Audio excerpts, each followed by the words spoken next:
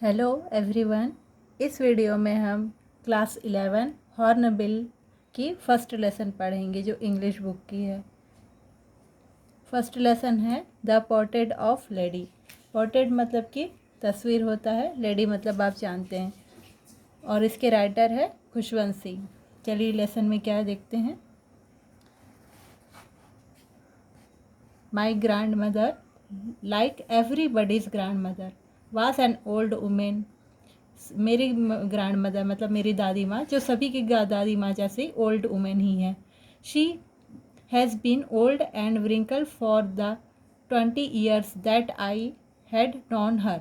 मैं अभी उनको इनकी जितनी उनकी झुर्रियाँ वगैरह पड़ी हैं और जितनी बूढ़ी हैं वो उनको वो 20 ईयर्स से ही देखते आ रहे हैं, और वो जब से देख रहे हैं 20 ईयर्स से वो ऐसी ही हैं, बिल्कुल वो उतनी ही बूढ़ी हैं और उतनी ही उनके चेहरे पर झुर्रियाँ पड़ी हुई है, और उससे ज़्यादा और कुछ नहीं है। People said that she has once been young and pretty and had even had a husband. लोग बोलते हैं कि वो एक समय में बहुत ही यंग थी और बहुत ही प्रीटी, बहुत ही खूबसूरत, अच्छी थी, और उनका एक हस्बैंड भी था। But that was hard to believe. But ये बात तो उनको बिलीव नहीं होती है, बहुत मुश्किल होता है उनको ये समझना कि उनकी एक यानी कि ऐसा बहुत ही यंग और पिटी थी, उनके हस्बैंड भी थे, क्योंकि वो ऐसा नहीं देखे हैं इतने सालों में कभी। My grandfather's portrait hung above the metal piece in the drawing room. Metal piece मतलब कि जहाँ पास फायर वगैरह लगाया जाता है, नीचे में आपने देखा होगा कई फिल्मों में वगैरह में, तो वहाँ पास के ऊपर में उनके दादाजी की फ़ोटो लगी हुई है। He wore a big turban and loose fitting cloth. और उनके दादाजी ने उस फोटो पे क्या पहन रखी है, बिग टर्बन यानी कि पगड़ी लगा रखी, और लूज फिटिंग क्लॉथ लेकिन लूज टाइप के क्लॉथ पहनी, कपड़े पहने। His long white Beed covered the best part of his chest and he looked at least 100 years old. और उनकी जो लंबी सी दाढ़ी है उनके पूरे यानी कि बेस्ट जो उनके पार्ट है यानी कि चेस्ट तक का, वो काफ़ी दूर तक कवर कर रहा है, चेस्ट पार्ट तक का, जिससे और वो 100 years ओल्ड तक के लग रहे हैं उन फोटो पे। He did not look the short of person who would have a wife और चिल्ड्रन। वो ये इस तरह से पर्सन नहीं लग रहे हैं उनको जिस तरह की मतलब कि उनकी वाइफ होगी और उनके कोई बच्चे होंगे, ऐसा उनको देखकर नहीं लग रहा है। He looked as if he could only have lots and lots of grandchildren. उनको देखकर सिर्फ एक ही चीज़ लगता है कि उनके बहुत सारे ग्रैंड चिल्ड्रन होंगे। As for many grandmother being young and pretty the thought was almost revolting. मतलब कि जब लोग उनको कहते हैं कि उनकी दादी माँ बहुत ही यंग थी, प्रिटी थी, ये बात उनको यानी कि विश्वास नहीं होता, ये बात उनको हार्ड टू बिलीव लगता है, मतलब कि भरोसा यानी कि यकीन नहीं कर पाते हैं, भरोसा नहीं कर पाते हैं इस बात पर। She often told us of games she used to play as a child. वो बहुत सारी ऐसे गेम के बारे से बताती थी जो वो बचपन में खेला करती थी पहले का। That seemed quite absurd and undignified on her part and we treat it like the fables of the prohets she used to tell us। तो उनके जो गेम्स वगैरह हैं वो तो उनको बिल्कुल पसंद नहीं थे, और उनको सुनने से ऐसा लगता था बिल्कुल कि जैसे कि वो बिल्कुल एब्सर्ड मतलब कि बोरिंग सा होगा और इंटरेस्टिंग भी नहीं होगा। और लेकिन उनकी जो कहानियाँ होती थी वो बहुत ही अच्छी होती थी, वो ऐसा लगता था कि ये भगवान के मैसेज वगैरह उनको मिल रहे हैं, ऐसा टाइप का लगता था उनको। She had always been short and fat and slightly bent. वो हमेशा कैसी दिखती थी, नाटी सी, थोड़ी मोटी सी, और स्लाइटली हल्का सा बेंट, जैसे दादी माँ अक्सर होती हैं, हल्की सी झुकी हुई। Her face was criss cross of wrinkles running from everywhere to everywhere. और उनके जो सर यानी कि दादी माँ के फेस में जो झुर्रियाँ पड़ी हुई थी वो इधर से उधर हर तरफ दिखती थी फेस पर, जो क्रॉस सर्कल ऐसे कट कट सा दिखता होगा, आप भी देखे होंगे कई बार किसी दादी माँ के फेस पर, तो उस तरह का। No we were certain she used always been as heard known her. तो जब से वो देख रहे हैं तब से वो सॉरी नॉन हर, जब से वो देख रहे हैं तब से वो वैसी ही अब तक दिख रही हैं बिल्कुल, और उसमें कोई बदलाव नहीं है। Old, so terribly old that she could not have grown over older. तो उनको देखकर ऐसा लगता है वो इतनी ज़्यादा बूढ़ी हो चुकी हैं कि अब उससे ज़्यादा वो बूढ़ी अब नहीं होंगी। As had stayed at the same age for 20 years, और वो जब से देख रहे हैं 20 ईयर से उतनी ही बूढ़ी लग रही हैं। She could never have been pretty, और उनको यानी कि ऐसा नहीं लगता कि वो काफ़ी खूबसूरत रही होंगी, आउटर ब्यूटी को ब्यूटी कहा जाता है, but she was always beautiful, मगर वो हमेशा से बहुत अच्छी थी। यहाँ पिटी मतलब कि वही आउटर ब्यूटी होता है, और ये ब्यूटीफुल मतलब कि इनर ब्यूटीफुल होता है, अंदर से जो खूबसूरती होती है इसको ब्यूटीफुल बोलेंगे। She hopped about the house in spotless white and with one hand resting on her waist to balance her stoop and the other telling the beats of her rosary। तो वो घर में हमेशा वो हमेशा घर पर अपने इधर से उधर जब चलती थी तो एक बैलेंस करने के लिए एक स्टिक वगैरह रखी हुई थी, और हमेशा वो एक बीड्स ऑफ रोजरी मतलब कि वो जाप करने की माला होती हैं उससे जाप करते रहती थी हमेशा, मतलब कि आपने देखा होगा रोजरी जो माला जपा जाता है जिससे। Her silver locks were scattered untidily over her face, और उनके सिल्वर लॉक मतलब कि जो चोटी होती है लॉक कहा जाता है, तो सिल्वर उन्हीं की वाइट वाली चोटी, उनकी बाल जो है अनटायर्डली मतलब ठीक से बंधे नहीं रहते थे, और हमेशा इधर उनके फेस पर प्लग्ड फेस, हर यानी कि उनके पीले झुर्रियाँ पड़ी फेस पर हमेशा इधर उधर बिखरे रहते थे। And her lips considerately moved in audible prayer, और उनके लिप्स हमेशा मूवमेंट में रहते थे, जिस तरह से वो बिना सुनाई देने वाली अपने अंदर ही अंदर प्रेयर करते हैं ना, उस तरह का इन ऑडेबल मतलब कि बिना साउंड वाली प्रेयर। क्या शी वॉज ब्यूटीफुल, हाँ वो बहुत खूबसूरत थी। She was like the winter landscape in the mountain and expanse of pure white serenity breathing peace and continent.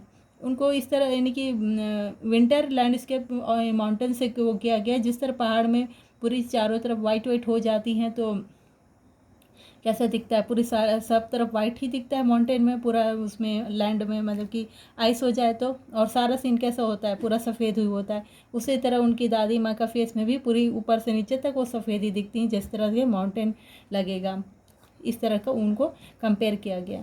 My grandmother and I were good friend, यहाँ बस बताया जा रहा है कि ग्रैंड मदर और वो बहुत अच्छे दोस्त थे। My parents left me with her when they went to live in the city and we were constantly together। तो जब उनके पेरेंट्स लोग उनको सिटी शिफ्ट हुए थे उनके पेरेंट्स, तब उनको उन्हीं के पास छोड़ के चले गए थे, तब से वो बहुत अच्छे से क्लोज एक साथ रहने वाले फ्रेंड बन गए थे।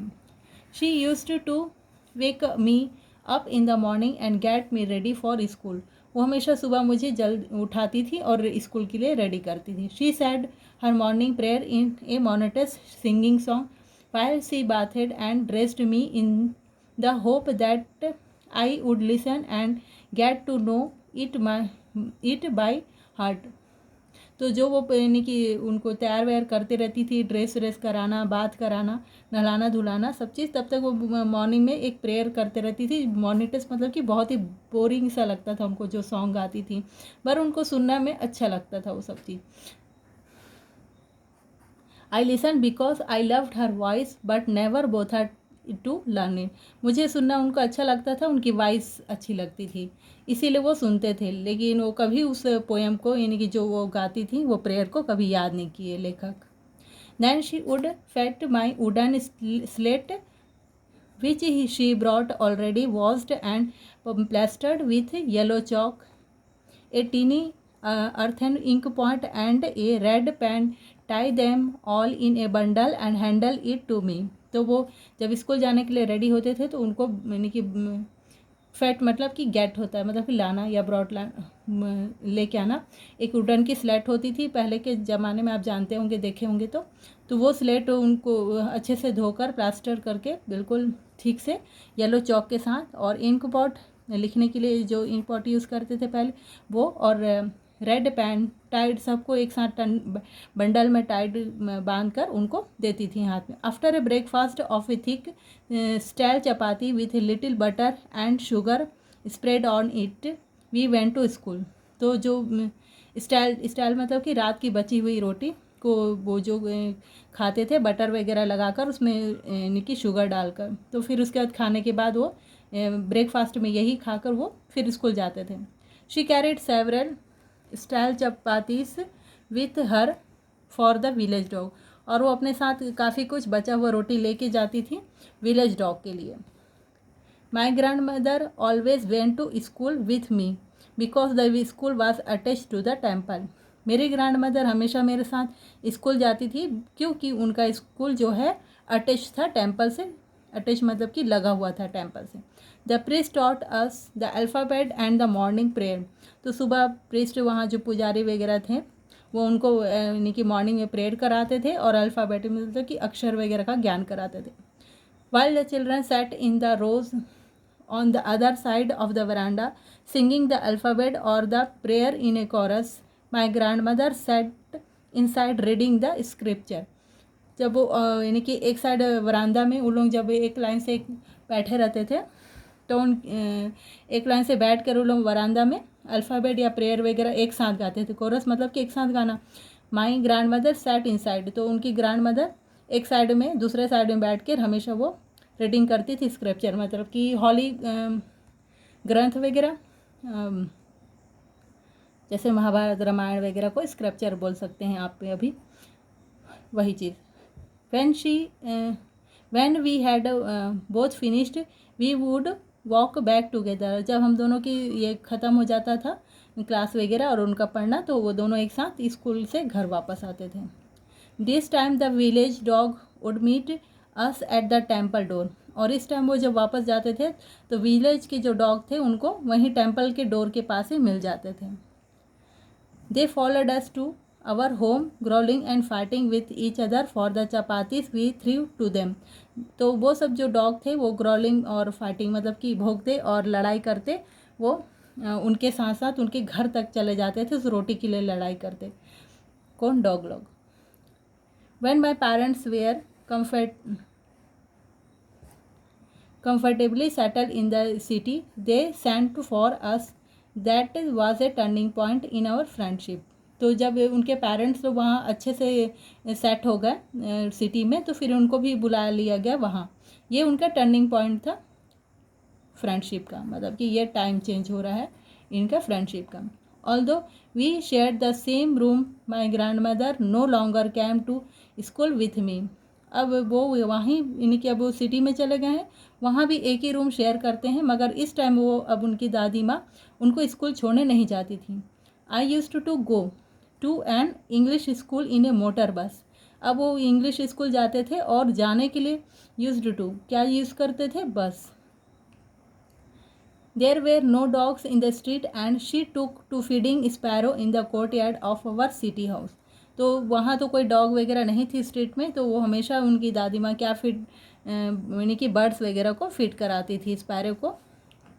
वहाँ सिटी के कोर्टयार्ड में जगह पर एक जगह है, वहाँ पास स्पैरो को फीड कराती थी, रोटी वगैरह देती थी। As the years rolled by we saw less of each other For many times she continued to wake up me and get me ready for school। तो इस तरह से सालों से देखिए इस तरह से चलता रहा और हम दोनों एक दूसरे को बहुत ही कम देख पाते थे, और कई बार तो वो कंटिन्यू मतलब कि हमेशा उनको उठाना और रेडी कर आती भी थी स्कूल के लिए। When I come back to she would ask me what the teacher had taught me। तो कई बार तो वो स्कूल से आने पर पूछती भी थी कि आज स्कूल में आपको क्या पढ़ाया गया करके। I you tell her English words and little things of western science and learning. तो उनको इंग्लिश के बारे से वर्ड्स बताते थे, कुछ चीज़ें बताते थे जो साइंस और अदर दूसरी लर्निंग की चीज़ होती थी। द लॉ ऑफ ग्रेविटी जैसा चीज़ साइंस का, Archimedes principles, the world being around, और ये यानी कि सब चीज़ें जो धरती गोल घूमती है, ग्रेविटी वगैरह, ये सब के बारे से बताते थे उनको कि ये सब पढ़ाया गया। This made her unhappy. ये सब सुन के उनको अनहैप्पी लगता था कि अच्छा खुशी नहीं लगता था दादी माँ को। She could not help me with my lesson, और इस तरह से वो मेरे लेसन पर भी कोई हेल्प नहीं कर पाती थी। She did not believe in the things they taught at the English school and was distress that there was no teaching about the God and the scriptures. तो उनको ये सब चीज़ अच्छा नहीं लगता था जो इंग्लिश मीडियम स्कूलों में पढ़ाया जाता था। स्पेशली इस सब से वो डिस्प्रेस रहने लगी, बहुत यानी कि अच्छा नहीं लगता था, खुशी नहीं होती थी, क्योंकि उनको स्कूलों में यानी कि भगवान के बारे से या किसी हॉली स्क्रिप्चर्स के बारे से कुछ भी नहीं पढ़ाया लिखाया जाता था। One day I announced that we were being giving music lesson. एक दिन तो मैंने उनको बताया कि अब तो हमको स्कूल में म्यूज़िक भी पढ़ाने लगे, म्यूज़िक भी सिखाने लगे। शी वर्ड वेरी डिस्टर्ब, और इसको वो सुनकर बहुत ही डिस्टर्ब होती हैं उनकी दादी माँ। To her music had lewd association, मतलब कि म्यूज़िक पहले के ज़माने में क्या था कि एकदम गरीब लोग वो जो भीख वीख मांग के काम चलाते हैं, वैसे यानी कि दूसरे लोगों की ये सब काम उनका दूसरे लोगों को था काम। अच्छे घर के लोग कैसे ये सब म्यूज़िक वगैरह बिल्कुल नहीं गाते थे। It was the monopoly of harlots and piggers and not meant for gentle folks. तो ये मतलब कि ये सब सॉन्ग किसके लिए था? हार्लोट्स मतलब कि वेश्या लोगों का या फिर भिखारी लोगों का था गाना गाना, बाकी अच्छे लोगों के लिए ये सब नहीं था। She said nothing but her silence meant disapproval, मतलब ये सब चीज़ तो वो कुछ नहीं बोलती थी, साइलेंट रहती थी, मगर उनका साइलेंट रहना ये साबित कर देता था कि ये सब चीज़ उनको पसंद नहीं है। She really talked to me after that, और इसके बाद वो काफ़ी कम मुझसे बात करने लगी। इस वीडियो में इतना ही। नेक्स्ट वीडियो में हम आगे की पार्ट को कवर करेंगे। अगर आपको किसी भी तरह ये वीडियो हेल्प मिलता है तो प्लीज़ लाइक शेयर ज़रूर करें, कमेंट में बताएं कि कैसा लगता है, ताकि मुझे मोटिवेशन मिले नेक्स्ट वीडियो बनाने के लिए। Thank you.